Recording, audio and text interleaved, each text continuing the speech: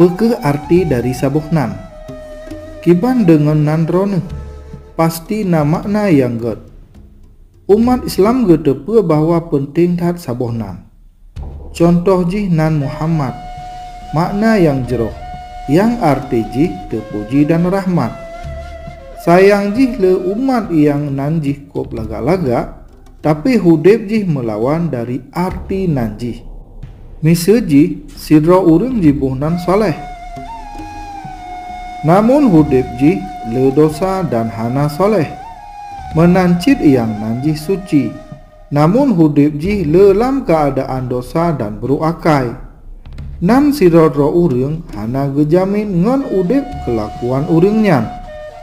Kiban cara menyotakalon lewat agama.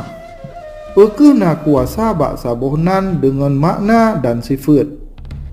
Pekeh lam kitab suci na pernah getulih nan yang peselamat umat Islam dan Nasrani. Na sabohnan yang menarik yang sering ditanyong oleh urang meagama. Na ke Isa Al-Masih. Pakan artinan Isa Al-Masih sesuai dengan karakter dan hudib gopnya. Artinan Isa Al-Masih cukup penting kon mantong ke umat Nasrani dan Islam.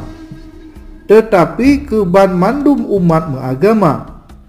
Pakan karena nanyo nakeh nan yang gebi lepote Allah secara langsung. Al-Quran gecatat, hai Maryam, sesungguhnya Allah gebi haba gembira kegata dengan kalimat yang truk dari pote Allah. Nan gomnyan Al-Masih Isa putra Maryam. Sidra urang tekemuka di dunia dan di akhirat. Quran surat Le ayat 25. Nan Isa asal kata lam bahasa Arab. Yesus lam bahasa Ibrani. Namun le ahli agama dan sejarah dipegah nyo makna yang sama. Na ke arti ji Allah peselamat.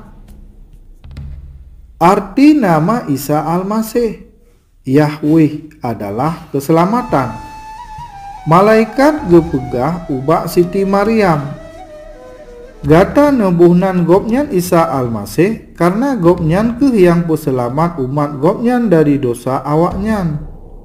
Injil Matiusa ayat 20. Ubak gembala malaikat Tuhan gepegah. Kalahe kegata sidro juru selamat nake Al-Masih Tuhan di kota Daud. Injil Lukas 2 ayat 11.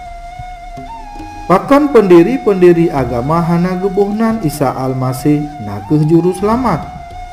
Tokoh-tokoh raya mendunia hana berani mengkaitkan drogopnya ngon keselamatan. Sebab awaknya hana sanggup gepe selamat dro ke dro dari siksa neraka. Belum gepe selamat urang lain. Nan Isa Al-Masih mengandung berkah yang raya bagi manusia. Hanya Isa Al-Masih mantong yang jin peselamat umat Islam dan Nasrani serta mandum urang. Nan gopnyan paling mengkuasa di jagat raya. Gopnyan sidoro penyelamat bagi tip-tip urang yang percaya ke gopnyan. Pada Allah gepe selamat manusia lam dunianyo melalui Isa Al-Masih. Pakan gata ne percaya ke Isa Al-Masih dan ne meruno jalan keselamatan yang Allah beri ke gata lam kitab suci Injil. Jid ne hubungi kamu.